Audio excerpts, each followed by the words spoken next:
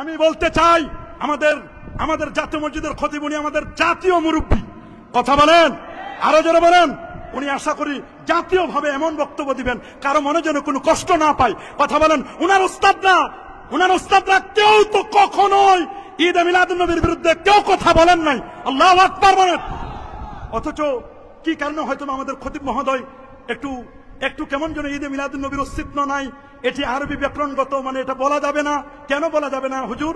আমরা আপনার কাছে জানতে চাই। আশা করি আপনি আগামী জুমায় এটার দলিল সহ আমাদেরকে দিলে মানুষের মনে কোনো কনফিউশন থাকবে না। কথা বলুন, আরো জোরে বলুন। আমরা দলিল ছাড়া কারো কথা নেব না। কথা বলেন। আমাদের হুজুরের সমালোচনা করা এটা আমাদের কোনো টার্গেট নয়, বা আমাদের এরকম যোগ্যতা নেই। হুজুর অনেক বড় আলেম, অনেক বড় বিজ্ঞ পণ্ডিত, শাইখুল হাদিস। উনি বিভিন্ন ফুনুনের উপর তার অনেক অগাধ জ্ঞান আছে, কোনো সন্দেহ নাই। তিনি একজন জাহেদ ব্যক্তি, সবে ঠিক আছে। তারপরে হুজুর যখন এরকম কথা বলে ফেলেছেন, আশা করি হুজুর হোক অথবা তার ছাত্রদের পক্ষ থেকে হোক অথবা তার মাদ্রাসার কোনো ব্যক্তির পক্ষ থেকে হোক, তারা কিন্তু এই বক্তব্য করে দিবেন। আল্লামা জাহেদ কাউসারি তিনি হাদিসের ব্যাপারে বলছেন এটি হাসান পর্যায়ের হাদিস। আল্লাহু আকবার, আল্লাহু আকবার। এটি কেউ বলেন নাই। এরকম বলা আমার মনে হয় আরেকটু পড়াশোনা করা দরকার। এই জন্য কবি নামাজ বলে দিয়েছেন। আল্লাহু আকবার বলেন।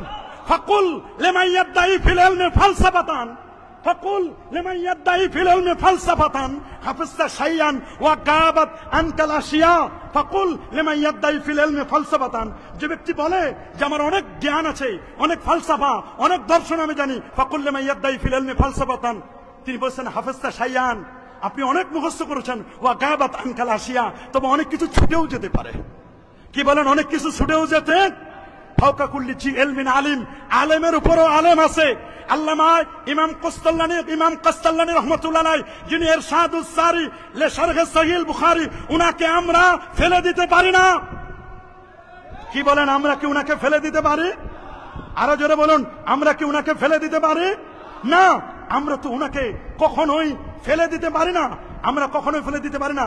ইমাম ইবনু আব্বাদ রুনুদি মালিকি 792 হিজরি আলেম, তিনি বলে দিয়েছেন স্পষ্ট করে তার লেখা বিখ্যাত কিতাব আর রাসাইলুল কুবরা 52-53 পৃষ্ঠায় 800 বছর আগের আলেম, তিনি নবীর জন্মদিনকে ঈদ বলেছেন।